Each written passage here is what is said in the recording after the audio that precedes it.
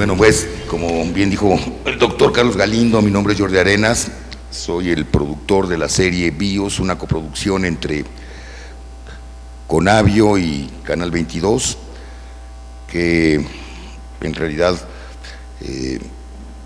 contempla 13 programas donde intentamos no dar, como acostumbran las televisoras, una visión de la belleza de las áreas naturales, de las áreas protegidas, de las reservas de la biosfera.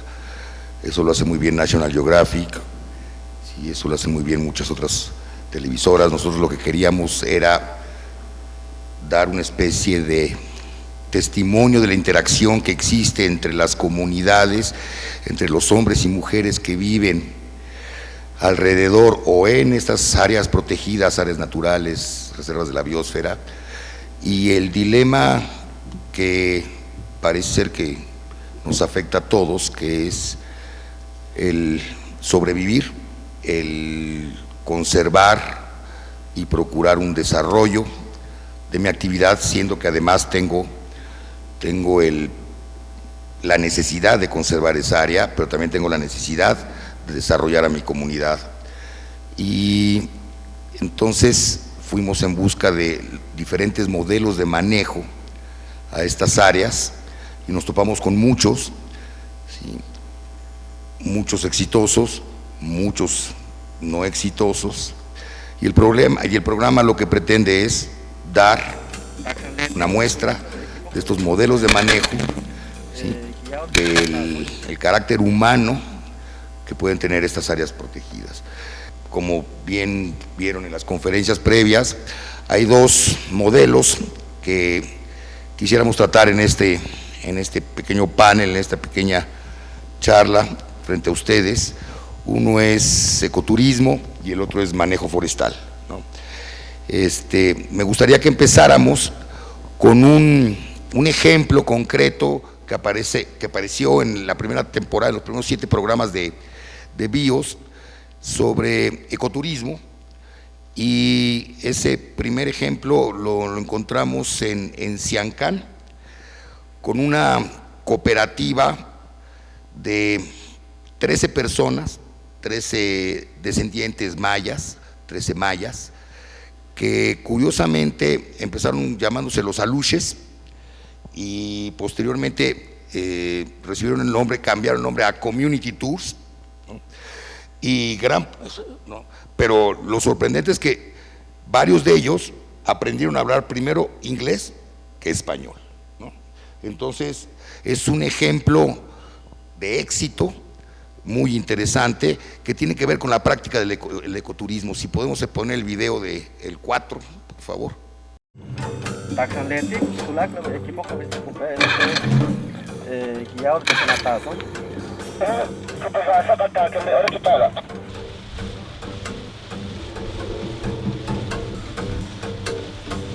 La cooperativa empezó con una lancha, eran 13 socios cuando empezaron. Se compró la lancha, empezaron a trabajar, pero pues la gente no conocía. Al ser una cooperativa local, muchas de las turoperadoras no confiaban en una empresa local. Empezamos a trabajar con algunas agencias de viajes como Ecocolors, ellos traen los visitantes, nosotros manejábamos la lancha hasta allí. Pero ya después, hace 6 años, vino los desde el RARE, es una ONG en Washington, la UNESCO, la Reserva, ellos hicieron una alianza para pagar curso de inglés y promotor a los socios de la cooperativa para que ellos puedan crear su propia empresa. Mayaparlante de nacimiento, Alberto confiesa que se vio obligado a aprender el inglés en 3 meses para atender al mercado internacional. Después vino el español. La cooperativa de los aluches se convierte en Community Tours. Las agencias de viajes te piden una comisión arriba del 40%. Se quedan prácticamente con la mitad de lo que tú vendes un tour. La idea es que nosotros vendamos directamente, la operemos y que generemos empleo para choferes, capitanes, guías, gente para atender en la cocina, Se prepararon promotores de ventas, pues para salir a vender, no depender solamente de la gente que pueda llegar acá. Que a final de cuentas muchos de los proyectos de ecoturismo que hay en México se atoran precisamente en el tema comercial. A partir del año 2000 a nivel política pública hubo un interés por empujar proyectos de turismo de naturaleza en el país.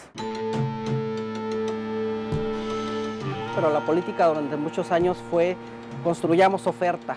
Entonces hubo una gran cantidad de recursos invertidos en construir cabañas, en construir restaurantes, pero sin una óptica que es muy interesante y que a veces se nos olvida, que es la óptica de la demanda.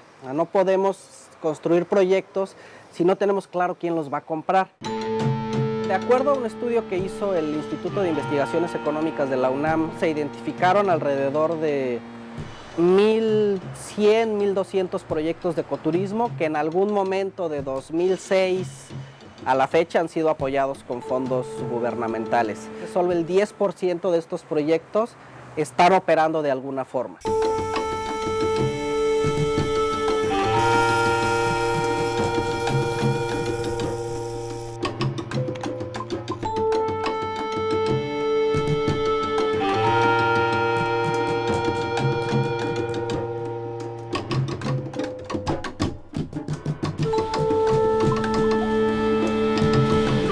Entonces ahí sacamos la conclusión de que sí podemos competir, aunque sea gente ya bien capacitado, aunque sea agencias grandes.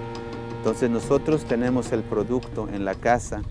Entonces ahí está la ventaja, ahí está la plus de nosotros, porque nosotros tenemos el mercado en la mano.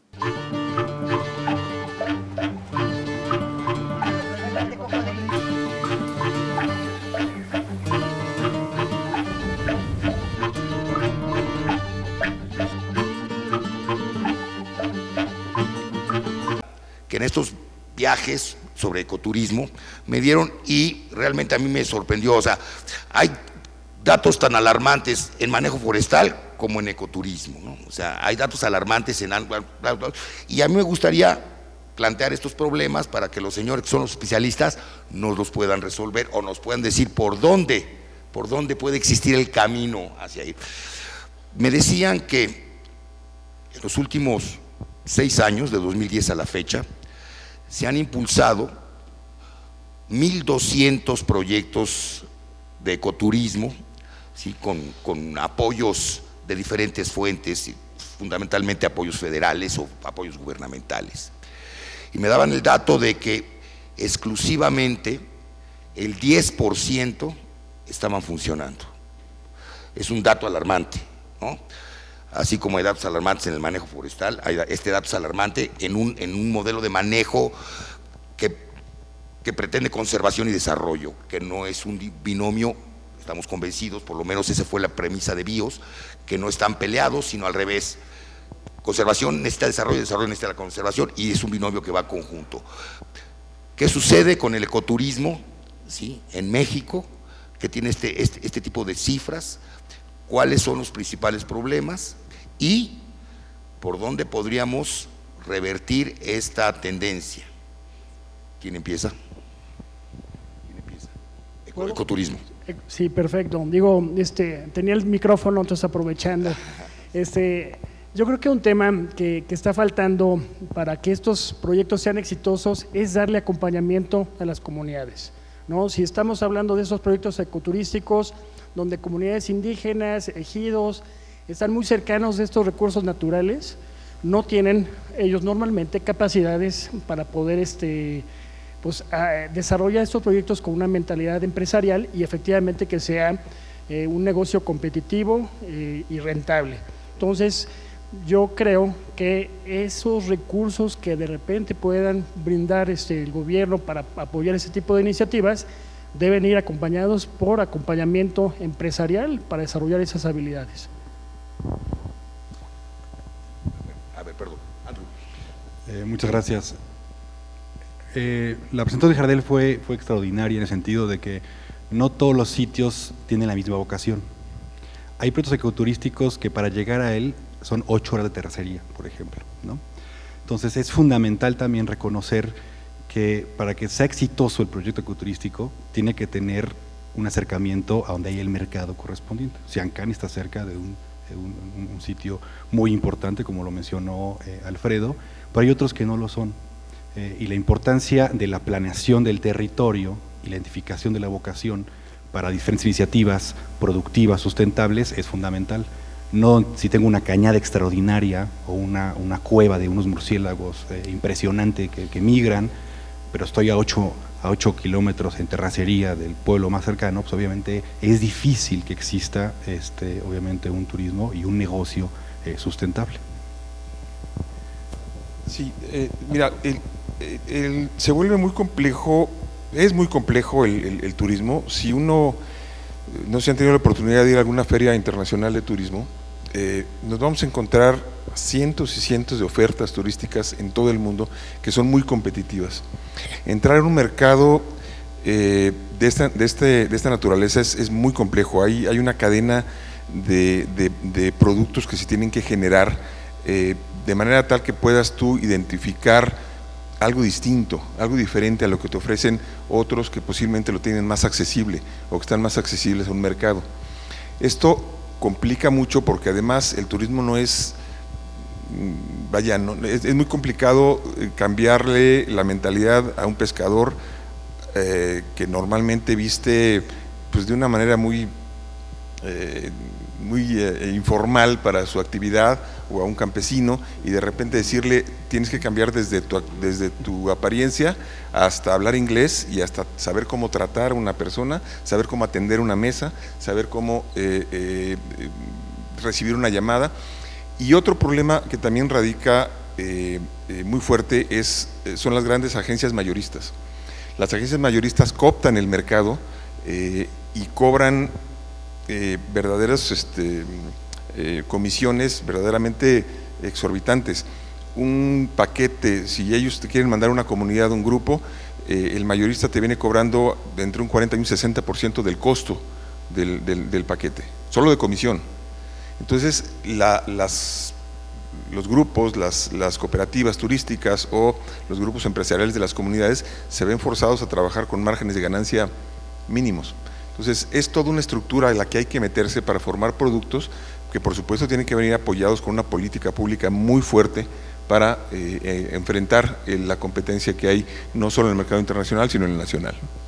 Yo quiero comentar también que hay muchas formas de hacer ese turismo en espacios silvestres, en bosques, en áreas protegidas.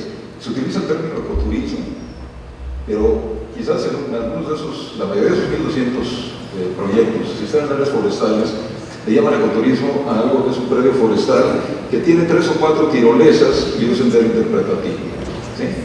Pero eso contribuye a generar empleo e ingreso que representa un incentivo para la conservación.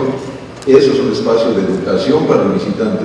Bueno, pues la vieja idea del ecoturismo tenía que ver con esas cosas y muchos proyectos no lo cumplen.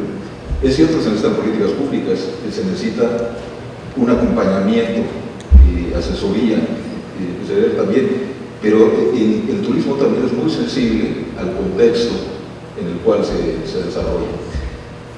Yo creo que no podemos pensar en muchos de los casos, especialmente en las áreas forestales, por ejemplo, pero también en zonas costeras, en el ecoturismo como una actividad única que puede sostener una comunidad. Es una actividad que se complementa con otras como parte de un esquema de uso múltiple de los recursos que se pueden complementar y que además se estabilizan unos a otros, partiendo de algo que nos enseña la ecología, de que la diversidad de especies en una comunidad estabiliza la comunidad frente a los cambios, la diversificación productiva, creo que ayuda a diversificar la situación de las comunidades. Y tenemos situaciones de repente críticas. ¿Qué pasa cuando la empresa turística, comunitaria, inicialmente exitosa, se enfrenta al caso de que llegan un grupo de personas y se instalan en las cabañas de ecoturismo y se dedican a cocinar metanfetaminas? Esa es parte de la realidad de este país. O cuando el gobierno de los Estados Unidos declara: no vayan a la región donde está la reserva fulana porque es un área de alto riesgo. Es muy sensible eso.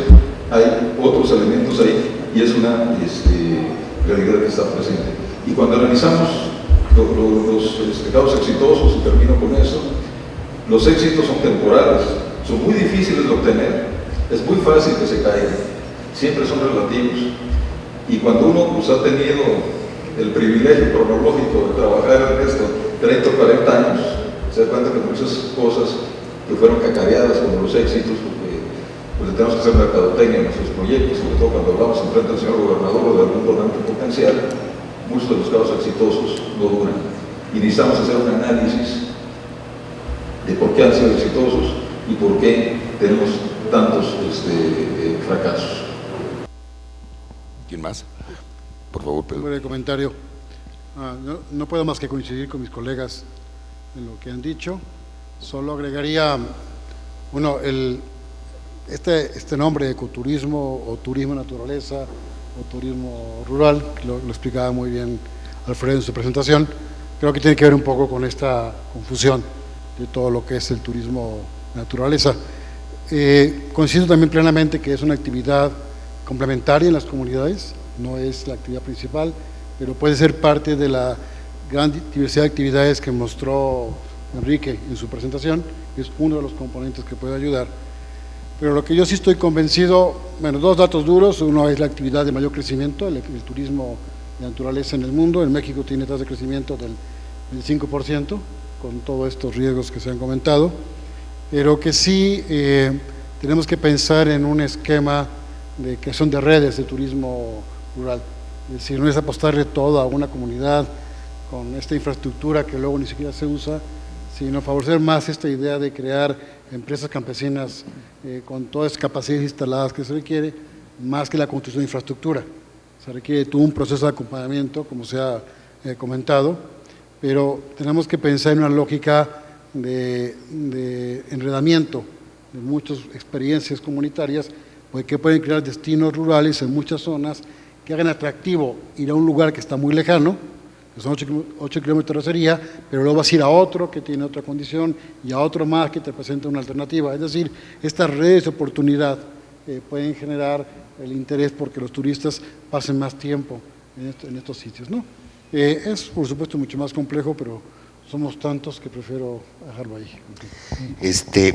Bueno, yo aquí vengo como francotirador, ¿no? O sea, yo aquí tengo que hacer las preguntas porque que son las preguntas que le puede surgir a la gente y por qué está sucediendo. Sí, yo aquí no voy a dar ni con mucho mi punto de vista, ¿no? Pero sí me gusta, como BIOS tampoco da su punto de vista, ¿no? Pero sí, a mí sí me gustaría hacer una pregunta que también convendría para el modelo de manejo forestal, ¿sí? Que es: ¿estamos preparados institucionalmente, incluso científicamente en un lado, investigación de mercado en el otro, para poder hacer modelos de manejo exitosos? Pongo un ejemplo, ¿sí? En ecoturismo, ¿sí? Porque también se podría poner un ejemplo en manejo forestal, al rato lo hacemos, ¿no? Pero bueno, en el ejemplo de Community Tours, sí, viene mucha colación a lo que Alfredo decía, que es los mayoristas se llevan un 40%, en el turismo hay una rebatinga como en la mayoría de los negocios, como también puede haber en el caso de la madera, pero lo que se dieron cuenta Community Tours fue que ellos deberían convertirse en sus propios mayoristas, y entonces automáticamente dejan de depender de intermediarios, que eso también puede suceder mucho en el manejo forestal de alguna u otra manera. Pero bueno, en contrapartida nos topamos con un modelo que se llama, un hotel que se llama en Montes Azules, lindando con el Acantún, que se llama el Canto de la Selva. El Canto de la Selva lo inauguró el presidente Felipe Calderón y dijo: este debe ser el modelo productivo. Nosotros estuvimos en el año de 2014, sí, y en 2014 nosotros llegamos en noviembre, éramos los primeros huéspedes de ese año. Un hotel que podría ser un hotel boutique en cualquier lugar del mundo, ¿no? Es un hotel boutique, o sea, los cuartos son impresionantes, ¿sí? La cantuna está ahí al lado, en fin. Y uno de los problemas que veían, a esto voy con Estados Preparados, era que, primero, no tenían conectividad con internet, 1. 2, sí, el banco más cercano que les quedaba estaba a 6 horas de carretera. 3, la forma como pagan los impuestos, la carga impositiva, la miscelánea fiscal que tienen que pagar, no lleva ningún beneficio para ellos, no existe ninguna, en fin. Es decir, lo que quiero decir es, estamos preparados en cuanto a país, en cuanto a infraestructura, en cuanto a cultura, porque por otro lado, el mexicano no es como muy afecto, o sea, estamos dependiendo entonces de un turismo extranjero que viene a México y que nos va a hacer el favor de visitar nuestros desarrollos ecoturísticos, que es el público que parece ser que sí se fomenta, pero el mexicano, el país como México, ¿está preparado para hacer ese tipo de turismo? O sea, ¿México está preparado para este tipo de proyectos? Esa sería mi pregunta. Te lo doy aquí para el que quiera responder. Bueno, a mí me gustaría abordar esto desde donde yo estoy, que es una revista, un medio que se ocupa muchas veces de zonas protegidas, de turismo, y está entre esta línea extraña entre invitar a la gente a que vaya y al mismo tiempo pedir conservación. Entonces creo que es un tema muy complejo en este sentido, porque por un lado quieres que venga la gente, que se fomente el turismo, pero al mismo tiempo tienes que mantener una línea muy cuidadosa, porque lo que se suele hacer es impulsar ciertos lugares. Entonces impulsas, no sé, estoy pensando en un ejemplo muy actual, que es el de Marietas, por ejemplo, en Nayarit, que en Punta Mita va todo el mundo se sube al bote, los llevan, y devastaron tanto que tuvieron que cerrar al turismo las islas. Entonces es muy difícil, porque está también las redes sociales, las fotos, el uso que se hace de las fotos, que invitan a la gente a que haga eso, a que se tome fotos con especies que no necesariamente están ahí para ser fotografiadas, como el ejemplo del delfín en Argentina, que lo sacan del agua para que se fotografíen y se muere. Y como ese miles de ejemplos, ¿no? Y que invitan a que la gente se le antoje tener una mascota exótica, o que vayan a ciertos lugares nada más, y luego es difícil, me parece, también nuestro papel, hasta qué punto mediamos, hasta qué punto propiciamos. Eso me gustaría también ponérselos a ustedes, a ver cómo lo ven de este lado. Sí, mira, yo creo que México está preparado, pero parcialmente, para desarrollar este tipo de turismo. Hay capacidades, sí las hay, son limitadas. Lo que a mí me preocupa es que no hay una política, no se ha desarrollado una política enfocada a esto. En el discurso se dice, pero cuando tú ves en las instituciones de gobierno la cantidad de gente que está dedicada al tema, los presupuestos que se ejercen para el tema son ridículos. También tenemos la otra parte de no el promotor, sino el regulador y el manejador. En el caso de las áreas protegidas, también los presupuestos van a la baja, el personal va a la baja, no hay recursos para planeación, o si hay planeación y hay regulaciones, no hay capacidad para atenderla. Caso de Marietas, simplemente el área se cierra porque la CONAM no tiene la capacidad para atender el área, tener vigilancia, poner orden en la isla. Operar turismo en una isla es sumamente costoso, y más costoso es mantener una plantilla de operación y de vigilancia que te permita regular y ver que el turismo se haga de conformidad con lo establecido. Entonces ahí tenemos un problema estructural, primero porque no hay una política definida de impulsar el ecoturismo, no hay productos que se generan. Lo poco que se hace desde las instituciones que manejan las áreas, pero no de la estructura gubernamental que tiene los medios para hacerlo.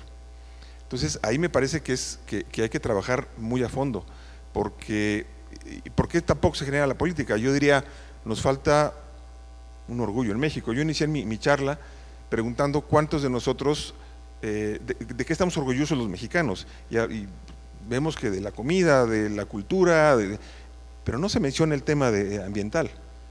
Haz una encuesta para ver cuánta gente mexicanos conoce las áreas protegidas, que te dé el nombre de 2 áreas protegidas y no te las va a dar, porque no las conoce.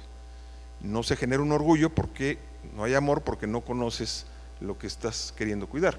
Y si no hay ese orgullo y no hay esa demanda ciudadana, pues tampoco hay una construcción de una política pública, porque al político no le interesa atender algo que no le demanda a la ciudadanía.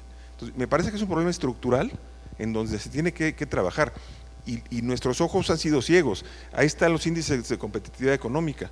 Estamos perdiendo competitividad porque no estamos sabiendo cuidar el medio ambiente, no estamos sabiendo cuidar y manejar adecuadamente los recursos naturales. Y entonces, bueno, pues sabemos que tenemos la belleza, tenemos el potencial, pero no lo desarrollamos, no desarrollamos un producto. Sí. Me gustaría oír la opinión de, ahora sí que de un turista extranjero. Es el director de la oficina de F Verde en México, catalán, lo cual habla muy bien de él. ¿Sí? Entonces, si quieres… Bueno, yo soy el director de la oficina de la agencia F, que es la Agencia de Noticias Españolas, y nosotros tenemos una agencia de noticias medioambientales que se llama F Verde. Es una unidad dentro de F, ¿de acuerdo? Okay. Yo no soy experto en los temas medioambientales.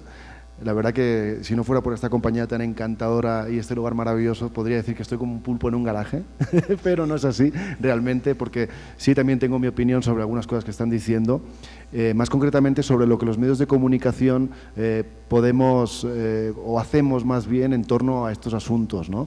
Y nuestra doble responsabilidad, por un lado, de promotores, muchas veces del turismo. Nosotros hacemos reportajes de México, que es mi área de influencia, sobre muchísimos lugares. Acabamos de sacar un reportaje, por ejemplo, sobre Coahuila, que a lo mejor es un estado que turísticamente, pues México no vende mucho fuera, en el extranjero. Dudo que muchos turistas extranjeros vayan hasta esa zona del país, pero tiene muchos atractivos, ¿no? Tiene muchísimos atractivos, es verdad. O sea, tiene una zona de, bueno, pues todo el tema de las aguas turquesas, aquella la zona de las dunas, la Casa Madero, la primera bodega, ¿no?, de vinos de América, ni más ni menos, ¿no? Es un lugar fantástico, ¿no? Entonces nosotros, de alguna forma, como medio de comunicación extranjero, fomentamos, promovemos esos lugares porque consideramos que son lugares dignos de tener un espacio en los medios de comunicación que son nuestros clientes, que son desde revistas como, por ejemplo, National Geographic, o diarios, televisiones, etcétera, ¿no?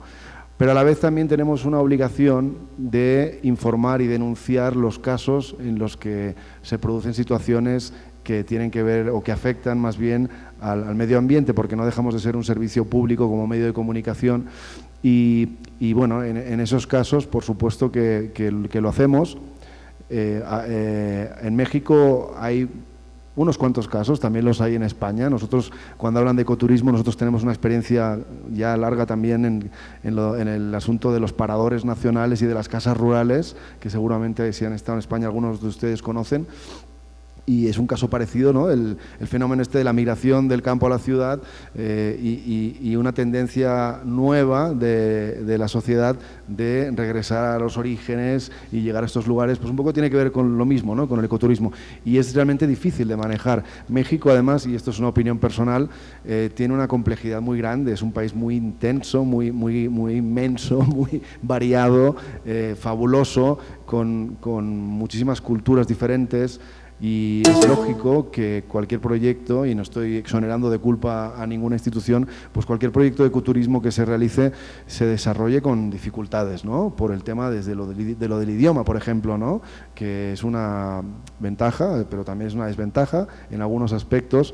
Y bueno, digo, ese sería más o menos mi punto de vista, ¿no?, sobre el asunto.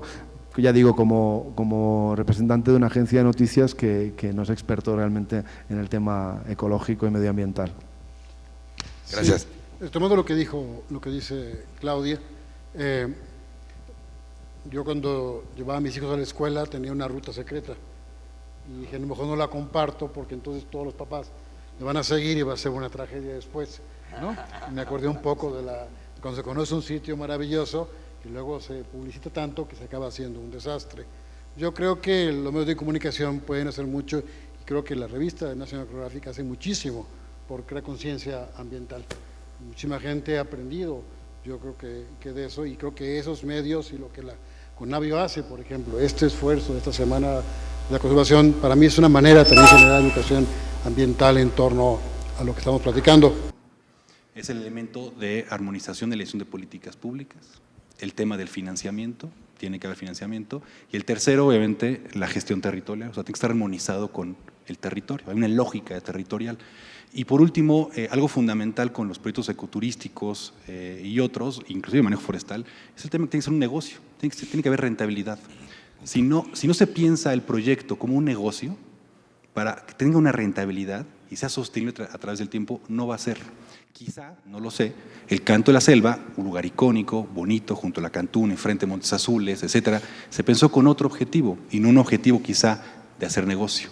Si no se piensa de esa manera, es difícil que el proyecto sea sostenible, porque no se analizan cuál es el cajero más cercano, dónde está el mercado, a quién quiero, ¿no?, atraer, etcétera. Entonces, yo creo que es fundamental tener presente que ya sean proyectos comunitarios, de comunidades indígenas, rurales, etcétera, tiene que ser un negocio. Es el componente de financiamiento, ¿no? Eso dejaría. Bueno, yo aquí, es que lo que pasa es que, bueno, brevemente. Sí, y lo vinculo con el tema del sector forestal. No, es que a eso iba. Porque a fin de cuentas, si el ecoturismo es exitoso, también el sector forestal es exitoso, ¿no? Porque queremos que, no es, el ecoturismo es un tipo de manejo, ¿no? Entonces, es un manejo más.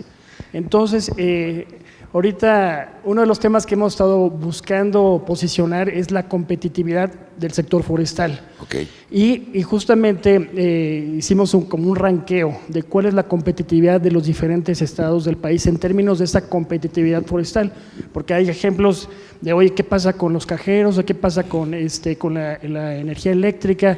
Todos esos elementos que muchas veces pues, los ejidos, las comunidades, pues no son responsables o no debieran de ser responsables de instalarlos, que a veces lo tienen que hacer ellos. ¿Cómo podemos, a través de este índice, el poder posicionar estos temas, sacar al sector ambiental, del sector ambiental, y poner el tema de la sustentabilidad en la boca de todos, ¿no? Entonces, cuando estamos hablando de competitividad forestal, ya empezamos a hablar de, a ver, cómo este sector forestal que necesita mayor inversión y mayor talento, puede posicionarse no solamente pues, en los ecoturistas, sino en los tomadores de decisiones en las ciudades, ¿no?, los legisladores, etcétera. Entonces, cuando sacamos este índice de competitividad forestal, de alguna forma fue un tema muy mediático y empezamos a escuchar a líderes de opinión que no son ambientales, ni están hablando en el lenguaje de la naturaleza, empiezan a hablar, a ver, estos bosques sí son importantes, hay que protegerlos y hay que realmente invertir en ellos a través de diferentes estrategias.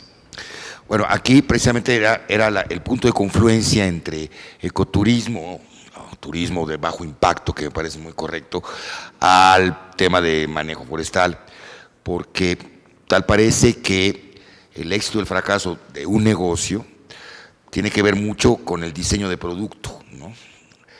Y el diseño y la investigación de mercado que te va a comprar ese producto, ¿no?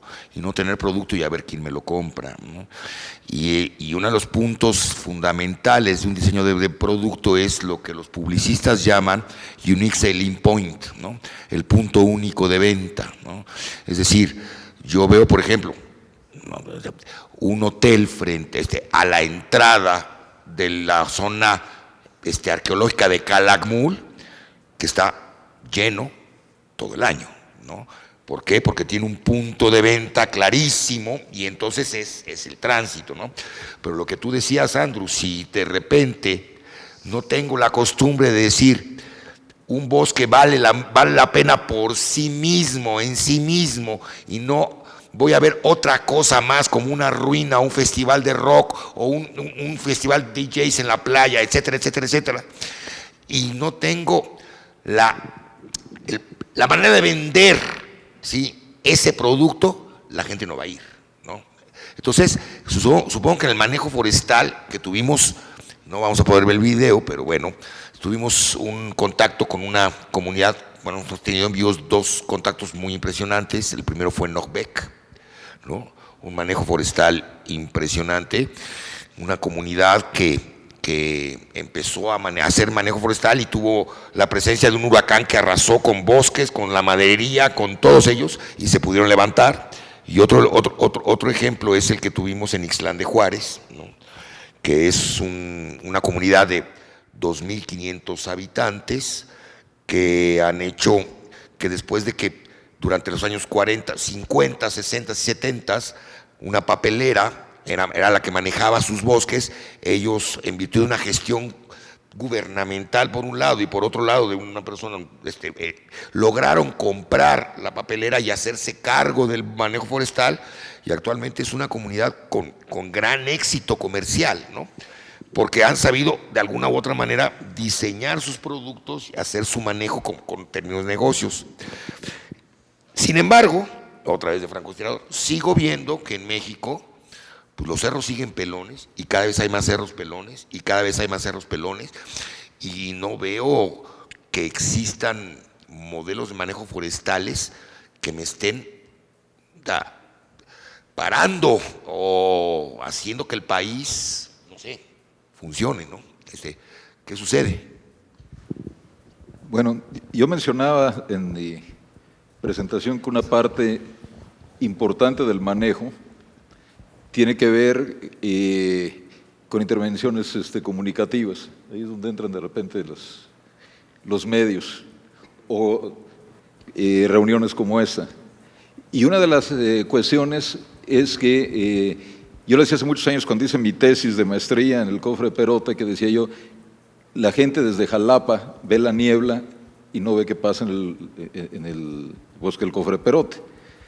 Hoy llegando aquí se más asustado, porque aquí con estas semanas de contingencias ambientales ni siquiera se ven los cerros desde el Distrito Federal.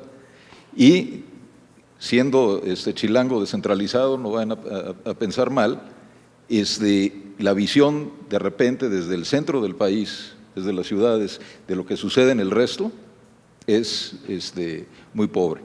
Uno de los lugares invisibles de este país, salvo por el Triángulo Dorado y personajes famosos como el Chapo Guzmán, es Sierra Madre Occidental, una de las áreas impresionantes de diversidad biológica de cerros. Si usted recorre en el área del Salto, que tiene 130, 140 años de dedicarse a la producción forestal, ve uno cobertura forestal en todo el área, no ve unos cerros pelones, ¿sí? Si uno se va a Sierra Norte de Oaxaca, también donde está Ixtlán, donde está Jiaquil, Latrini, Comaltepec, Macuiltianguis, un montón de comunidades, no están esos cerros pelones. De hecho, tienen más cobertura forestal ahora que hace 50 años, ¿sí?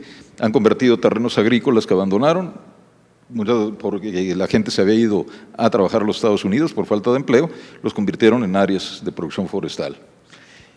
Pero otra de las cosas que también necesitaríamos considerar en la comunicación es que este país ha tenido históricamente una política forestal que ha sido medio esquizofrénica, ¿sí? Oscilando de repente entre un proteccionismo, una especie de conservacionismo así excesivo, a las vedas, luego se vuelven muy productivistas y llena de contradicciones. Una de ellas fue ignorar el hecho de que la mayor parte de los terrenos forestales de ese país son tierras donde viven comunidades campesinas e indígenas y que son los dueños de la mayor parte de esas áreas. Y Sierra Norte de Oaxaca, donde está Ixtlán, pues se le impuso un latifundio por decreto que fue la fábrica de papel Tustepec en los años 50.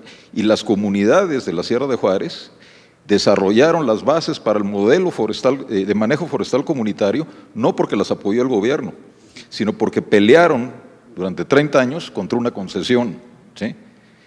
Y en general, en muchas partes del país, el manejo forestal comunitario surgió así a través de la lucha contra la concesión, contra las empresas madereras, a pesar y muchas veces en contra del gobierno, hasta que construyeron eso. Hubo momentos en los cuales hubieron funcionarios con visión, pues que venían del trabajo en el campo, gentes como Castaños, por ejemplo, ¿sí?, que apoyaron a través del gobierno el modelo de socioproducción silvícola, por ejemplo. Rompió una serie de inercias, abrió un espacio, pero la construcción de ese modelo de manejo forestal comunitario ha sido muy difícil. Sí, de hecho nos decían que la silvicultura comunitaria nace en Ixtlán de Juárez, ¿no? Fue lo que fue el dato por lo menos que nos dieron a nosotros. Bueno, los de Ixtlán son la empresa grandota de la región, ¿sí? Y ha sido una de las áreas exitosas y eran los que aprendieron más de la empresa. Pero la silvicultura comunitaria, sí, nace en Sierra Norte de Oaxaca, nace en Nuevo San Juan Parangaricutiro, nace en los ejidos colectivos, surgidos de la revolución más antiguos, que es de Sierra Madre Occidental, sale con el plan piloto forestal con los ejidos del sur de Quintana Roo. Hay todo un movimiento. Es poco conocido, ¿sí?, ha tenido poca difusión. México es el país del mundo con mayor número de empresas forestales comunitarias con certificación internacional por el Consejo Mundial Forestal, es algo que no se sabe. Tenemos buenos ejemplos de silvicultura. Hay junto a eso cosas relacionadas de investigación, de conservación. Tenemos casos, bueno, ese es el extremo que siempre cacarean con el exitoso Nuevo San Juan Parangaricutiro, se hablan de visión empresarial, empezaron con un aserradero prestado, ¿sí?, y ahora tienen una fábrica de muebles que vende en tiendas de departamentos, hasta aquí en el Distrito Federal, una planta de producción de resina, manejan el supermercado, el comercio de fertilizantes en parte de la meseta purépecha, el internet, la empresa de ecoturismo y hasta la televisión por cable del pueblo, ¿sí? Ese es el consorcio empresarial surgido del manejo forestal comunitario. Y esas son experiencias que no se conocen. No se conoce la trayectoria de lucha y no se conoce también el hecho de que no están teniendo ahora el apoyo que debieran para continuar, porque nuestra política forestal ha sido errática y podemos hablar mucho más con tratados de libre comercio con dos potencias mundiales madereras como Estados Unidos y Canadá, o con otro país que ha tenido una política forestal bastante subsidiada como Chile. Y por ejemplo, donde yo trabajo, sale más barato traer astilla para celulosa chilena para la fábrica de papel de Atenquique que traerla de su área de abastecimiento en el municipio de Tecalitlán, en Jalisco, ¿sí? ¿Y qué es eso? Resultado de una falta de apoyo, de una política forestal coherente, en fin. Vuelvo a la pregunta, entonces, bueno, ya aprovechando la publicidad, no se pierdan entonces el programa de BIOS dedicado a Ixtlán de Juárez, ¿sí? que es precisamente esto. Entonces, vuelvo a la pregunta, ¿estamos preparados como país para modelos de manejo como por ejemplo los que acaban de decir, es decir, políticas gubernamentales, políticas impositivas, ¿estamos preparados para eso? Yo creo que sí tiene que haber mejores políticas y facilitar que el manejo forestal legal, porque yo creo que están produciendo, ¿no?, madera, etcétera, y están compitiendo en el mercado con madera ilegal, madera clandestina. Entonces, obviamente, toda la competitividad que esas empresas forestales y todos los costos que relacionados con el buen manejo, pues se van a la basura si no pueden competir en el mercado con esa madera ilegal. Entonces también hay que facilitarles el manejo legal, que los permisos no sean tan engorrosos, que no tarde mucho el gobierno, la Semarnat, en otorgar esos permisos, y que también se pongan de acuerdo las instituciones, porque de repente la Comisión Nacional Forestal puede estar fomentando el manejo, la Semarnat puede tardarse mucho en otorgar estos permisos, y luego llega la Profepa y por cualquier tontería les cierra, les quita el permiso, y entonces pues estamos realmente generando desinterés en el buen manejo de los bosques, y tarde o temprano mejor que los abandonen, porque no está siendo posible ser competitivos, ¿no? Entonces, un sector competitivo forestal requiere muchos temas, una mayor visión, ¿no?, de este sector, mayor impulso, pero sobre todo que las políticas faciliten ese manejo integral. Y por otro lado también está la política de agricultura y ganadería, pues que también le está ganando terreno. ¿no? Entonces, si los subsidios agropecuarios hacen más competitiva la agricultura y la ganadería, que ni siquiera es que estemos produciendo más y mejor, estamos realmente deforestando y no estamos ni produciendo más, y es porque las políticas públicas y las instituciones no saben trabajar en equipo. Pero entonces, ¿cómo podemos poner a todos sobre la mesa? Yo creo que este año que tenemos la COP13 es una gran oportunidad para integrar la biodiversidad y que todos estos sectores que están actuando en el territorio podamos ponernos de acuerdo para que las políticas, las inversiones y el ordenamiento nos lleven a eso, un territorio competitivo donde tengamos bienes y servicios ambientales. Solo quería yo incidir un poquito, y coincido mucho con esa intervención, en el sentido de que las políticas sectoriales siguen afectando mucho al país. Los subsidios, que pueden considerarse hasta perversos en temas de agricultura y ganadería, no te permiten competir desde el sector forestal. Cuando tú ves las grandes bolsas de recursos que hay para incentivar una u otra actividad, vas a ver un desbalance enorme en cuanto se invierte en fomento a la ganadería, a la agricultura, que lo que se puede invertir en materia forestal. Y esto se traduce también, desde luego, que en el uso del suelo.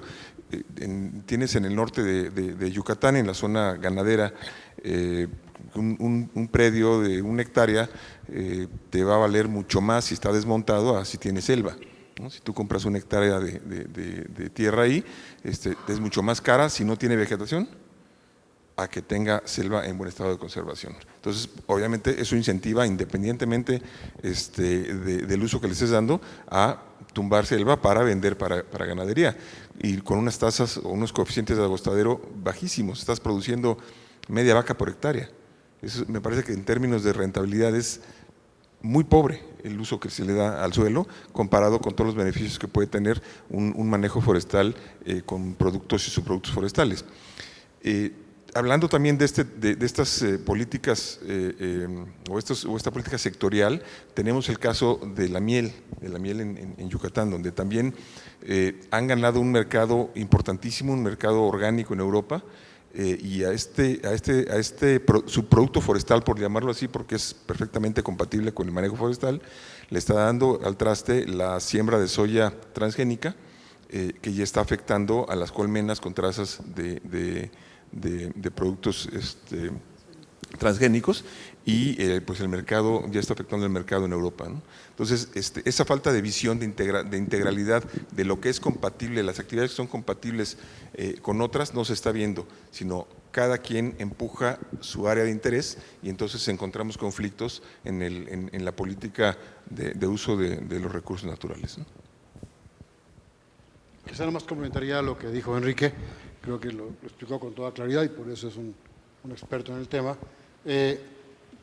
75-80% de los bosques de este país son comunitarios, ¿no? Son de ejidos y comunidades indígenas, y efectivamente hay una enorme muestra del buen manejo forestal que existe, ¿no? Y yo reitero que también esta visión chilanga, voy a decirle, ¿no? De uno ve pasar un camión, la foto que mostró Enrique en su posición, y diría tala, ¿no? No se puede ver como un esquema de manejo.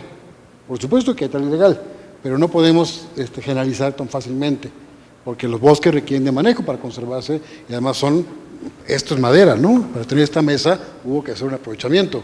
Entonces yo creo que tenemos que desmistificar e informarnos más de lo que significa el manejo forestal. El segundo comentario, y también va mucho a la importancia de valorar la biodiversidad. Yo creo que efectivamente el manejo en los bosques requiere de muchas actividades productivas asociadas.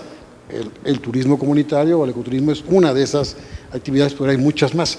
Y por cierto, hay una gran importancia también en los productos forestales no maderables.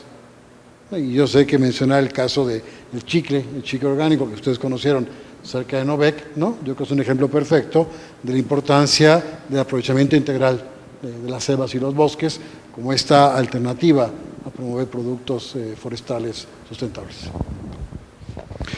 3 comentarios muy breves contando tu pregunta. A mí también me pasa cuando voy en la carretera o la autopista que sea y ves puro cerro pelón, ¿no? Literal, ese es como el escenario que muchas veces logra ver en el centro del país, salvo algunas excepciones en el resto, estoy de acuerdo. Pero yo creo que hay 3 elementos fundamentales que son de interés. Uno lo mencionó ahorita Alfredo de manera tangencial. Las inversiones se expresan en el territorio. ¿Qué quiero decir con esto? Donde hay más inversión, por ejemplo, para ganadería, pues lo que va a regir es la ganadería. Si hay más inversión en agricultura extensiva, ¿no? Pues es lo que va a regir el paisaje. Entonces, es fundamental también entender eso. Uno es, pues, donde hay mayor inversión, es lo que se va a expresar justamente en el paisaje. 2, no hay modelos únicos, y eso es bien importante. No todo el país tiene, digamos, la vocación para manejo forestal, ¿no? Por la complejidad del mismo país. Hay muchos ecosistemas que aún seguimos sin entender. La integralidad de los mismos, seguramente Enrique nos puede explicar mucho más de eso, depende de factores que aún seguramente desconocemos. El aprovechamiento que se da de una especie puede afectar la integralidad del mismo. De ahí que también hay que ser cautelosos en ese sentido, y ella lo mencionaba, ¿no? A veces tomamos por garantía una especie, la aprovechamos y vemos que es crucial para la integralidad del ecosistema. Entonces nos falta también entender y conocerlo, yo creo que también es fundamental eso, ¿no? Y el tercer elemento que traigo a la mesa con el tema de los paisajes, vuelvo al punto justamente de que yo creo que sí existe las condiciones, y tomo el comentario de Ernesto, en el país para lograr ese cambio. Y efectivamente creo que la COP, la visión que lleva México de integrar la biodiversidad a sectores productivos puede ser un paso justamente hacia ese cambio de política en los próximos 2 años que México tiene la presidencia de la conferencia as parte del Convenio sobre Diversidad Biológica. Sí. Bueno, y sobre la pregunta esa, si estamos preparados en el caso del manejo forestal para hacer un buen manejo forestal, y nunca estamos suficientemente preparados para hacer un buen manejo de ecosistemas que por su naturaleza son complejos, ¿sí? En un mundo en el cual cambian tantas cosas en el sector forestal, tienes que considerar desde los aspectos ecológicos hasta la tecnología que utilizan en la producción o las condiciones del mercado de los productos forestales. Es bastante complejo. Así que tiene uno que aprender haciendo. Pero en ese proceso de aprendizaje hay muchas cosas que se han aprendido, ¿sí? Y si nos comparamos con otros lados, pues este país tiene un nivel de profesionales en campos como la ecología o el manejo de recursos naturales, también en la ingeniería forestal y todo eso, pues bastante bien calificados, ¿sí? Lo que no tiene una estrategia es de cómo integrar su trabajo y de cómo hacerlo que se apliquen ahí, ¿sí? Dicen, bueno, la academia se debería de vincular más. Yo soy funcionario universitario ahorita, las áreas, ¿sí? Del destino, y tengo problemas ahí en la academia que no vean. Yo no tengo doctorado y no soy miembro del Sistema Nacional de Investigadores. Normalmente lo presumo, no con la cachucha de funcionario, porque no lo soy, porque me dediqué al trabajo de vinculación, de investigación con la aplicación en la práctica, y eso es penado en este país. Entonces, la estrategia que tenemos de investigación, la manera como funcionamos con algo como Sistema Nacional de Investigadores, tendríamos que resolver esas cosas si queremos que funcione la investigación. En algo que toca al tema de esta semana, conservación de la biodiversidad, y a la institución organizadora, CONABIO. Tenemos una institución aquí que tiene un nivel de información único acerca de la biodiversidad de uno de los países con mayor diversidad del mundo, que ha sido un esfuerzo tremendo, y es una de las cosas de las cuales tenemos que estar orgullosos de la CONABIO, ¿sí? Pero resulta que en los programas de manejo forestal, donde por ahí a alguien se le ocurrió que había que poner listados de especies como parte de la definición de medidas de conservación, no tenemos sistemas de información biológica que nos funcionen para hacer buenos programas de manejo forestal. Podemos ir a comprar los mapas del INEGI, que por cierto fue una inversión que hizo este país en los años 70 y que no se ha hecho del mismo nivel la cartografía que teníamos en los años 70, ¿sí? Que nos sigue sirviendo para hacer planes de manejo forestal ahorita porque necesitamos información. Tenemos información biológica, pero no tenemos sistemas de información biológica que le sirvan al prestador de servicios técnicos para que consiga los datos que necesita y para que no haga listados de conejo, ratón, demás, o con las plantas inventen hasta las especies, ¿sí? Y luego tenemos una ignorancia tremenda muchas veces en quienes están como funcionarios. En Durango pasó una cosa muy curiosa. Hubo un delegado de la Semarnat que dijo que no iba a otorgar un solo permiso de aprovechamiento forestal en predios donde aparecieran enlistadas especies que estaban en la norma oficial de especies amenazadas. Acto seguido, las especies raras, amenazadas, endémicas o que requieren protección especial desaparecieron del estado de Durango. Afortunadamente fueron los listados de los programas de manejo, ¿sí? La gente dijo, si yo tengo cotorra serrana, ¿sí? O guajolote silvestre, no lo pongo, ¿sí? Curiosamente, en muchos lugares lo estaban protegiendo, de todos modos, ¿sí? No lo ponían. Corrieron a ese delegado de la Semarnat por otras cosas, ¿sí? Y desapareció de ahí. Entonces, lo que no parece que no estamos bien preparados es en la política forestal, porque seguimos con esa esquizofrenia, con momentos en los cuales hay avances muy importantes. Un avance fue integrar en la misma Secretaría los aspectos ambientales y de producción de los recursos naturales renovables, ¿sí? Que fue un gran avance, pero luego se ha atorado.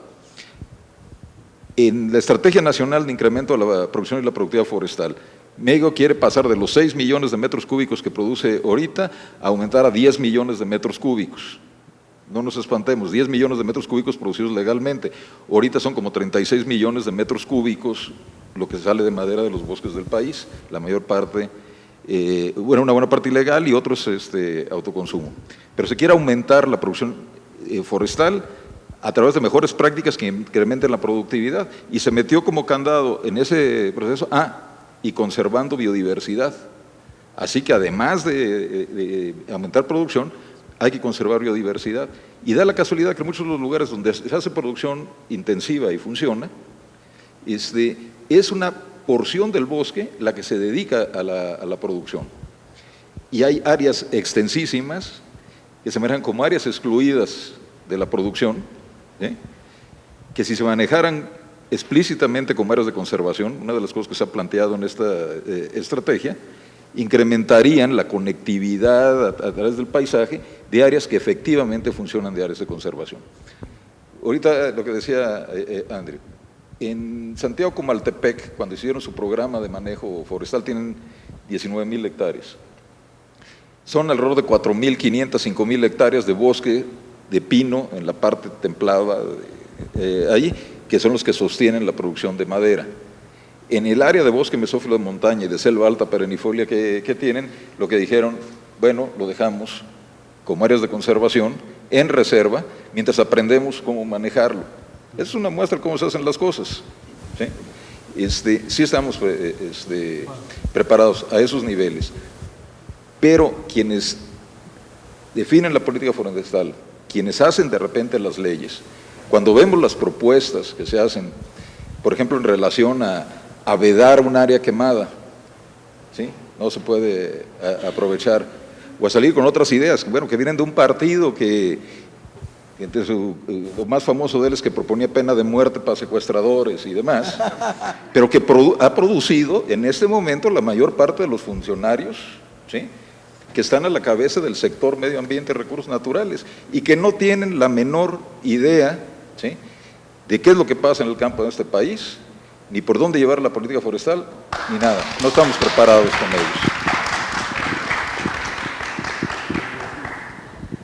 Bueno, yo esto lo referiría también, porque en un momento dado, parece que la legislación también está un poco atorada en esto, o no sé la legislación o la regulación, porque me hablaban precisamente en Calakmul sobre manejo de acahuales, ¿no? Y que el manejo de acahual tenía problemas con respecto a una regulación de reforestación, ¿no? En cuanto al número de individuos, ¿no? Entonces, la regulación o la legislación impedía un mejor manejo de una extensión Y entonces a eso me refería con respecto a si estamos preparados tanto en investigación como en regulación, como incluso en cuestiones impositivas, ¿no? O sea, en cuanto a negocio o en cuestión de diseño de producto como el que me platicabas antes de entrar aquí.